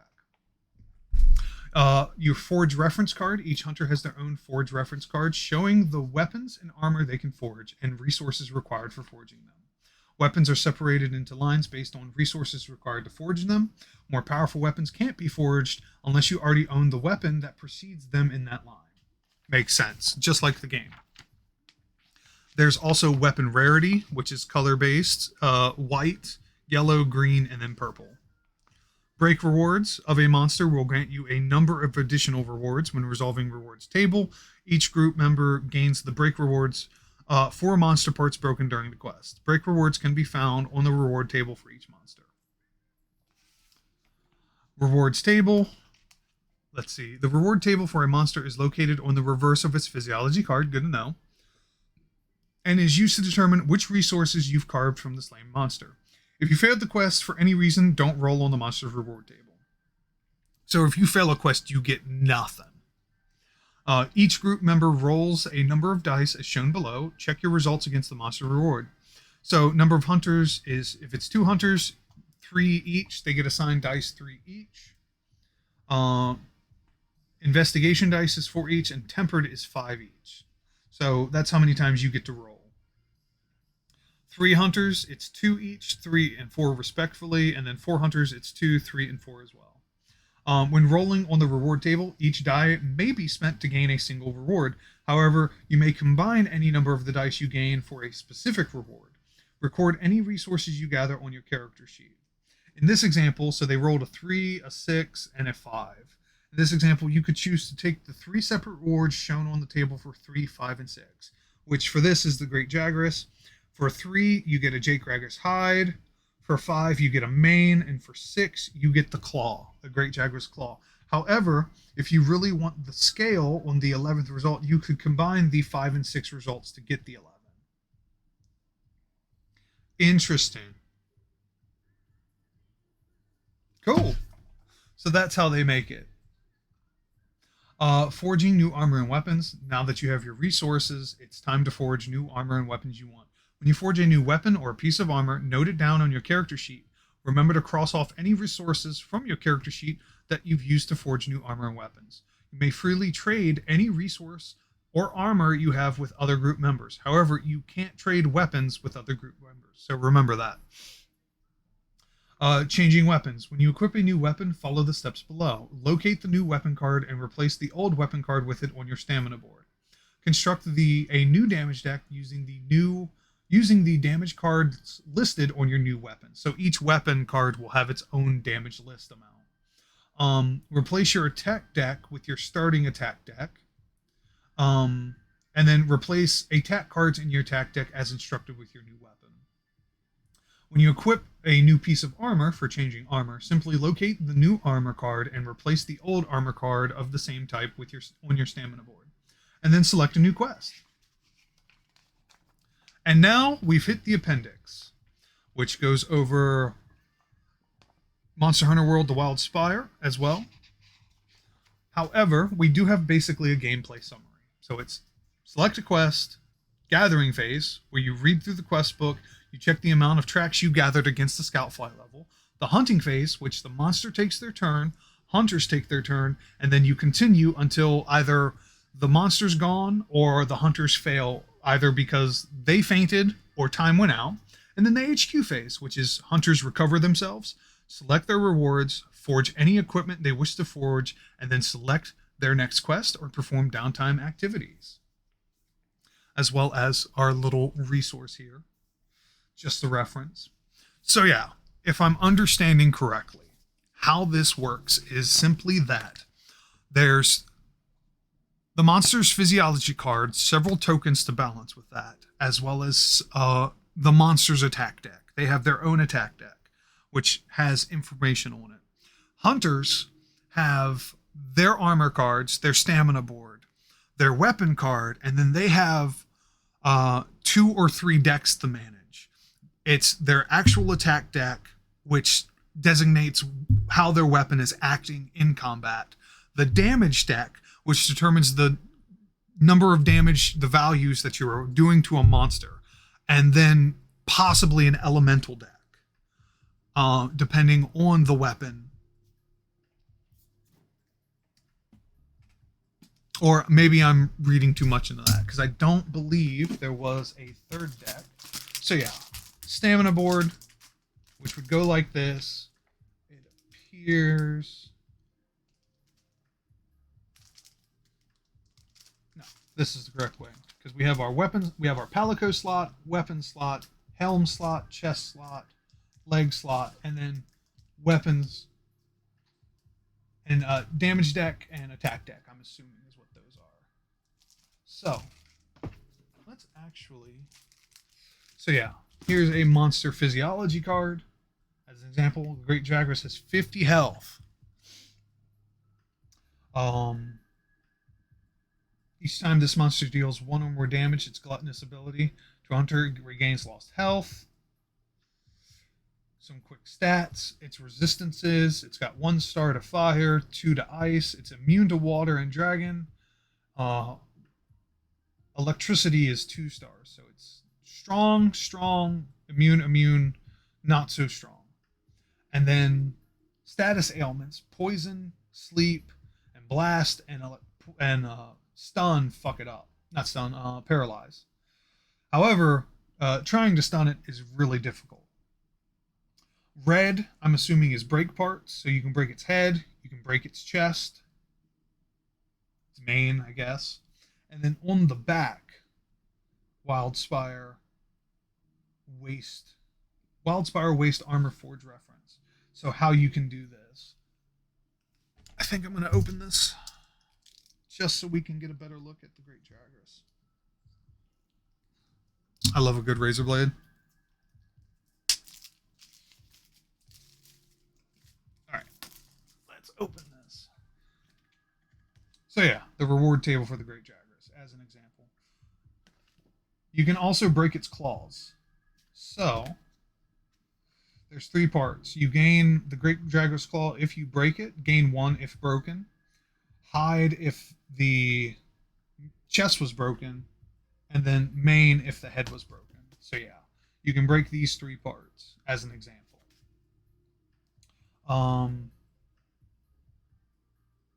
The break value, for the head is 4, for the mane is 3, and for the claws is 3. Interesting.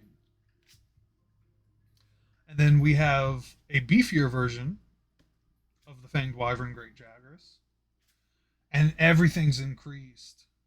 Its resistances are relatively the same, but now it has a new ability, and the breaks of it are a little bit more beefier. And I'm assuming this is a tempered, Jagras Alpha. Each time this monster deals 1 or more damage to a hunter, it regains 1 lost health, and its behaviors gain a +1 to movement and something else. I'll have to cross-reference that.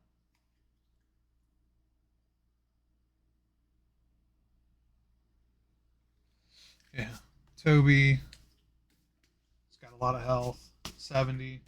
Yeah, the monsters have a decent beefiness of health. Rathalos, is that the starting Rathalos? No, starting Rathalos is 80 hit points. I'm assuming it probably goes up to 90 for that. Azure, please say it's 100. No. Oh, it's a separate card. Azure goes up to 90 as well. And then we have the reference cards for Great Forest and the Ancient Forest Greatsword, Dual Blades, Bow, and then the Wildspire. That makes sense. All right. So I'm going to set that to the side.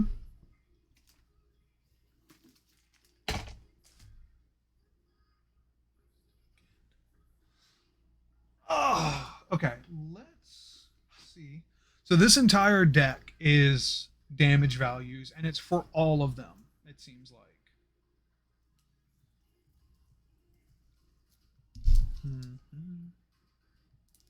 Just gently carving this open. Never mind. I was not.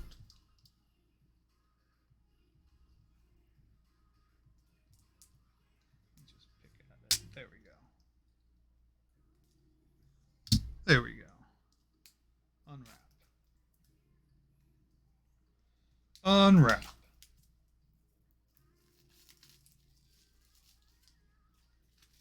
Ah, this is exciting. I'm so hyped, y'all. So I'm wondering if there's actual specific cards. So these are just generic ones, and there's a lot of them. So I'm assuming you can have, as your weapons grow in power, as you forge new weapons, you can add more and more and more.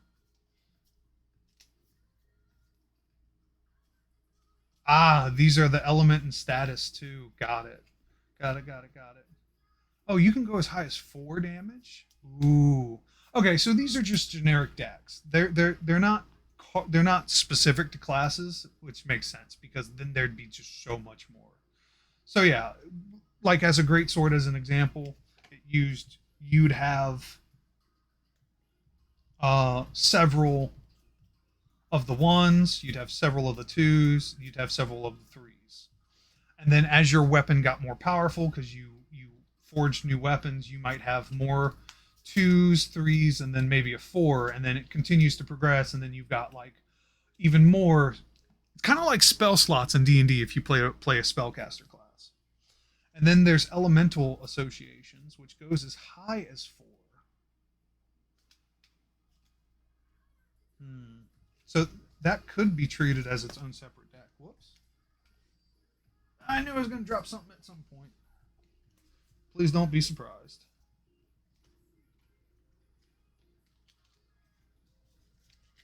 But it's not a lot.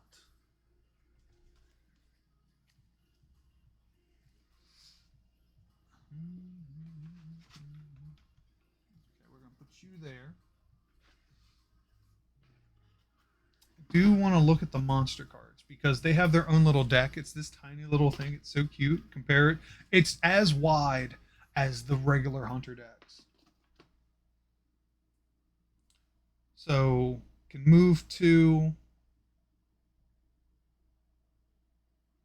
heavy bite.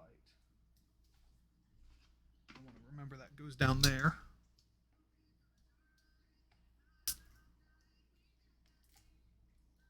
Oh, this is exciting.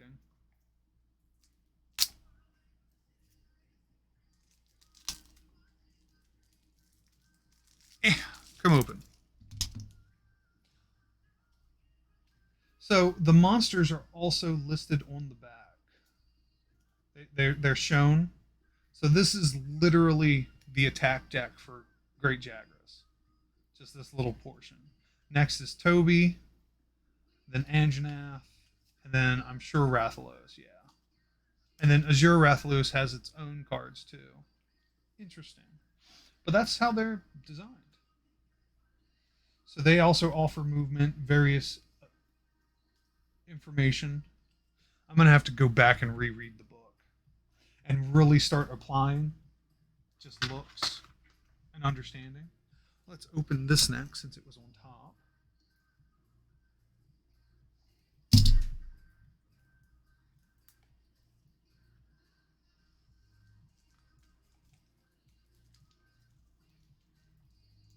All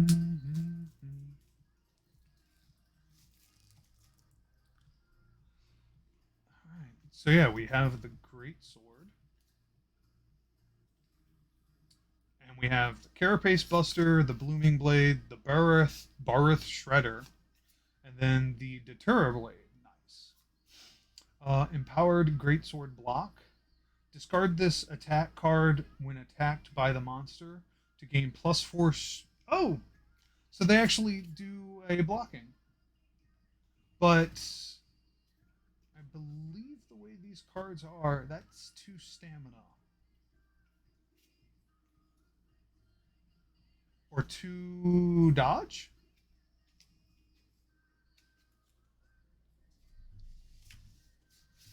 It's a dodge. Yeah, agility symbol. Okay. I'm referencing. I am referencing. So yeah. Dodge value, agility symbol.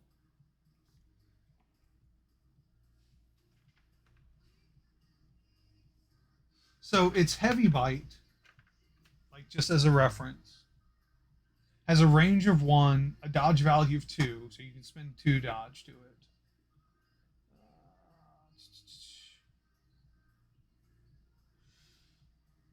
Hunter turn symbol, and then Hunter attack symbol. Just to reference that. But what's the? Is that where it's attacking? Hold on, because I want to reference that real quick now. That's the physiology card. Okay, so behavior name, heavy bite. We're going to use heavy bite as the example here. 2 is the track symbol. Doesn't have a track symbol. 3 is the monster's target. If the behavior symbol has the closest target symbol, so that's what that is. That's its closest target. So whoever the closest is, the attack symbol which I'm assuming that just means it's physical.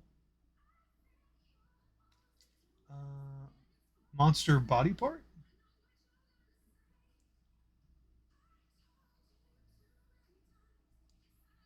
Head. Yeah. Um, Hunter turn symbol, and then Hunter attack symbol. So what does Hunter symbol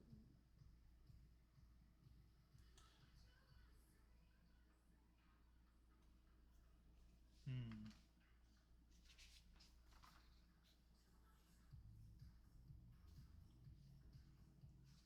That's movement. Okay, so that's correct. Dodge value to range of 1. Attack arc. The monster will attack hunters within the red highlighted arcs that are also within the range of attacks. Ah, so that's where it's attacking from, and then that's physical damage, and then elemental damage, and status ailment. Got it. Is there an example, though? Whole arc, monster attack, single arc, monster attack.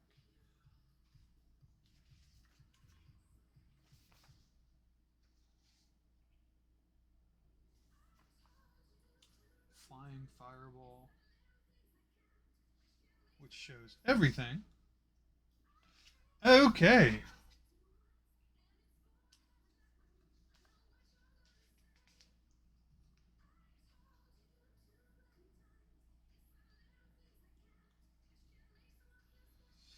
Okay. So now it's making a bit more sense. So that's going to determine what area of the arc of the mini is going to be doing damage from. Got it. Got it. And then the amount of damage it's doing. And obviously this is the closest. But what does the hunter token, hunter turn symbol and hunter attack symbol have to do with it?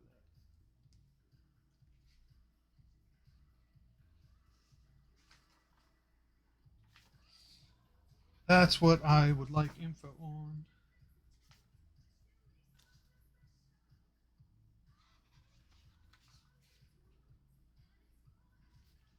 Monster's behavior determines how the hunters may react. Hunter turn symbol, the number of turns the hunters may take after this behavior.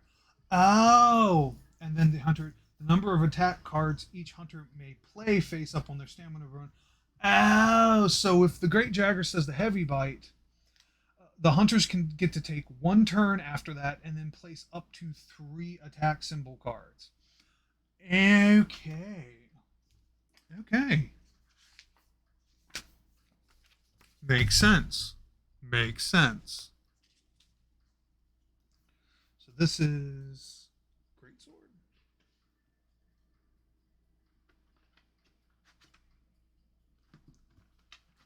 This is a beefy part of the deck. I'm assuming this is where a good majority of things are.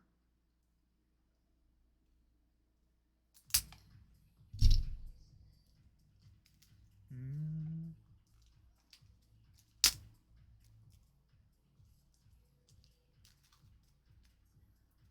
Okay. So I think we have the gist of the game outside of actually playing it. Buster Sword, armor, pieces. I'm assuming, yeah, so there is armor specifically for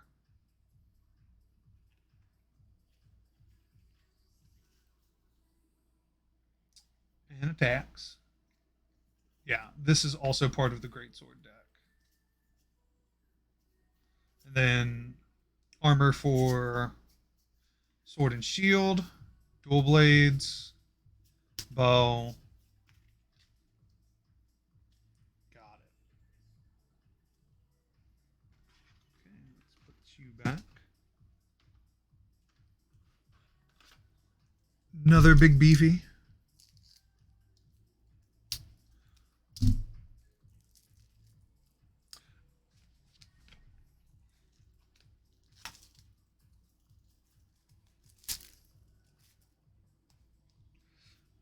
Greaves. These are just general stuff, but they look like a higher rarity. Interesting. Yeah, this is all getting into rare stuff. And then we have purple and all the goodies. Okay.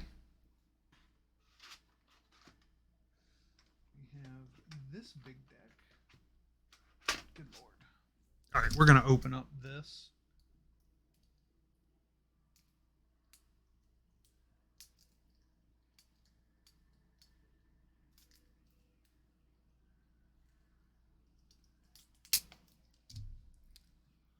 And I do apologize. This is sort of like my first unboxing video ever. So if I continue to do these, I'll get better. But yeah, what do we have here? More weapons. Ah, there's a lot. Red Wing. Is this all weapons? No, there's also attack cards based on the rarity of the weapons. So, Impact Double Dash for a rare set of dual blades. Yes. All right.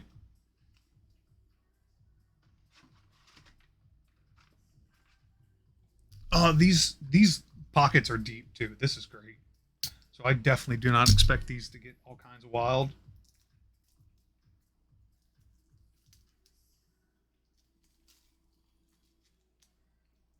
This is exciting as fuck for me. Oh my god.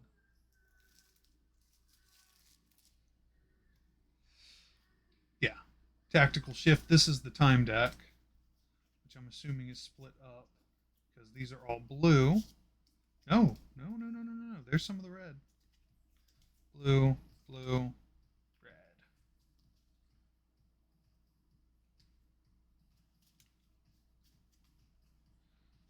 Oh, and then the Palico decks. You get to pick your Palico. That's your Palico, buddy. I can dig it.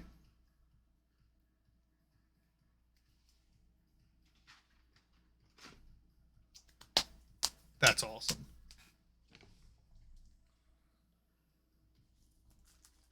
Then the playboards. I'm assuming these are the playboards. So let's get that. Nice, satisfying cut. Very clean. So all of the tokens.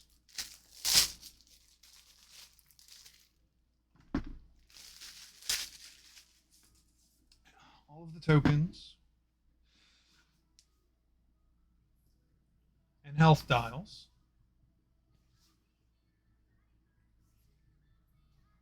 Trying to be careful because I don't want to start popping things out. The monster health dial. Terrain, bushes, and then the mat. How does this open? Ooh, this is a big map. Holy hell. I'm going to assume that's 4 square feet. That looks like a foot, 12 inches on each side. I can do a quick measurement. Close, 11 inches, 11 and a quarter.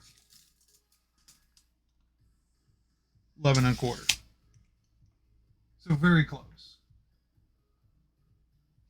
So almost 4 square feet. But, you know, the monster occupies on any one of these, as so do the hunters.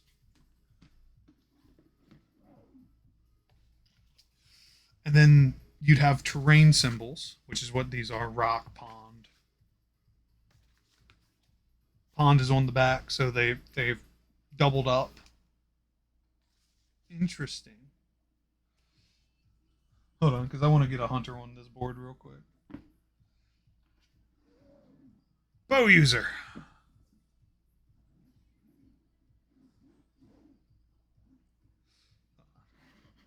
So, let's say the monster's there. Boom.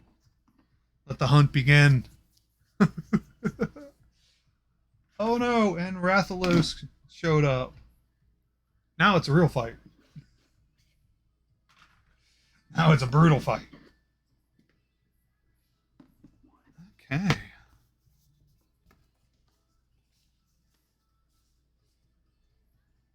I can dig it.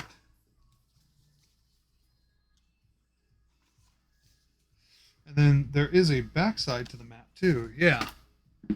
So you have two different flavors. A little bit more of a starting area. And then an heavily forest area. I can dig it. I'm assuming these other pockets here are for the tokens. I'm not going to take those apart just yet. I believe that would be folly to do so. I'm going to get something together to actually kind of organize these a bit better.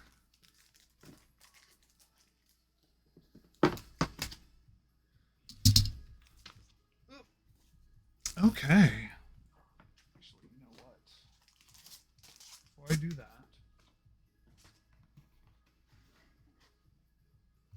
I need to put the cards, the big cards, back in. The physiology cards, which go in between there. Keep everything nice and neat.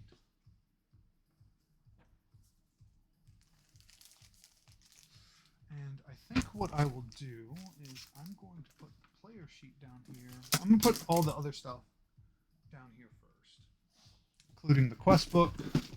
That'll help keep everything nice. Then we'll place the tokens on top. Then I think we'll do that last. All right. I would much rather. There may not be space. So let's put things away.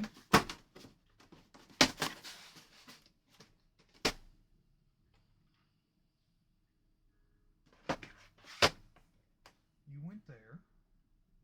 I believe you went there. Yes, yes. Toby Kadachi.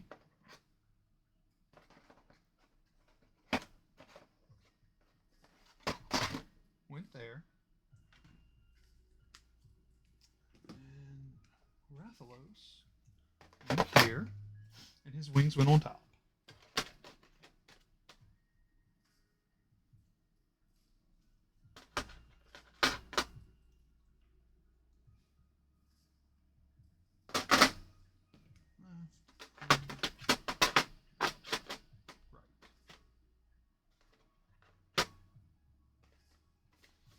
You know what? That works. As long as it's there, right? Oh, I just noticed this in the box. Is that a poster? Is that a little poster? No, just a suggestion for the tray, but also a great picture.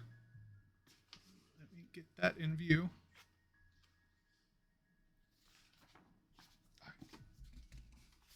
Set that on top. Now we are going to close this. Okay, I think next we're going to go into the Hunter Arsenal. Because we have time. We have time.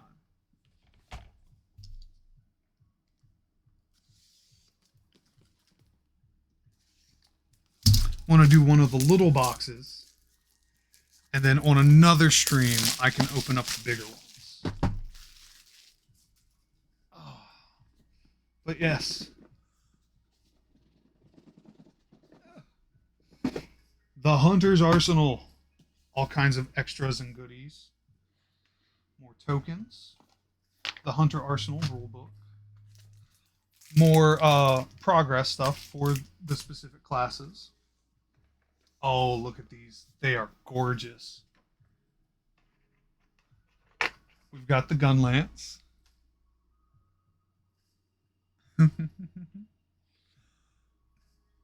That is a wonderful detailing. Oh, Phantom, found you. Here's your longsword, buddy. Oh, come out.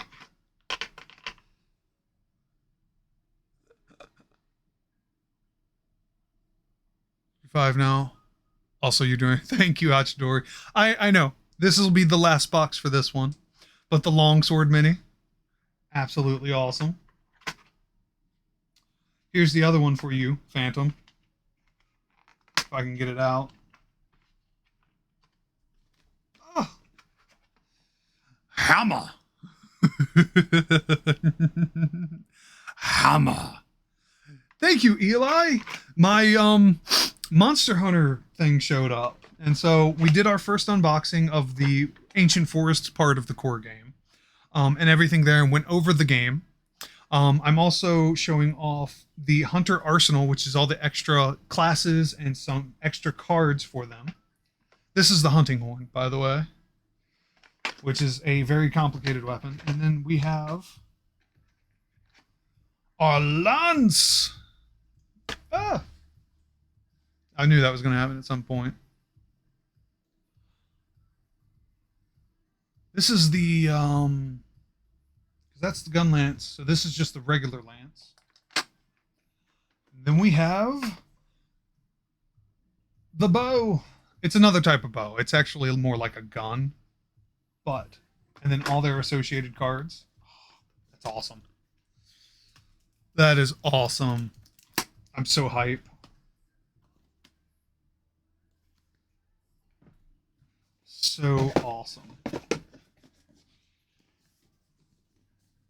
So, this was a Kickstarter that was then finished through Steamforge Games, which you can find also on GameFound, which is also another like good website for backing stuff. Steamforge Games did the licensing with obviously permission from Capcom for this Monster Hunter World board game series, and I am so fucking hyped that it's here. These minis are gorgeous. I absolutely love them. And I am looking forward to getting into the other boxes. So we did the Ancient Forest core part of the game and the other hunter classes. Next, we will do the Wildspire core game, which is going to have so much more too. It'll have more minis. It might have more characters. And then we're going to go into the Elder Dragon expansions and other monsters because we have the Kuluyaku, the fucking Chocobo wannabe, rock eggy motherfucker. We have Kushala Daor to open. Nergigante, which is one of my favorite Elder Dragons, and the famous Teostra. So, friends, I know this was an impromptu stream, and I apologize for that, but I was excited, and I wanted to share the hype with you all. Oh, this is so cool. This is so cool, and I'm so glad I backed this when I did. So, yeah. It is now almost 5 o'clock, and I think 2.5 hours for an impromptu stream is pretty good. Yeah, I'm going to open the rest of these on another stream. It'll be a part 2 of the unboxing. But I'm glad we got through the first one, and then we went over the rules. It seems pretty good. I'm looking forward to playing this game, and then maybe using the minis to torment some D&D friends. So we'll see what happens. But yeah, thank you all for vibing. Thank you all for being here. I did announce on my socials that I went live, so feel free to follow me where convenient. But yeah, that's where we're going to end the stream because I have a dinner date that I'm going to here shortly. So, friends, thank you for vibing. Thank you for being here. I always appreciate it. If you're new and you appreciated the content, feel free to give me a follow. I am one away from my follower goal of 100. So I am looking forward to being able to update to my next goal. But yeah, I'm not going to raid anybody. I'm not going to do anything. We're just going to end stream. So friends, I hope you had a lovely Thursday. Tomorrow I will be streaming more Destiny 2 and possibly God of War content, so pay attention to socials. I hope to see you there. This weekend is a D&D game, and then Sunday is I'm going to an outdoor concert. So there will be no streaming outside of Friday for the weekend. But I hope to see you Friday. With that said, you know, I hope everybody has a lovely day, a lovely evening, and I look forward to seeing you in the next one. As always, I heart your faces. I'll see you later.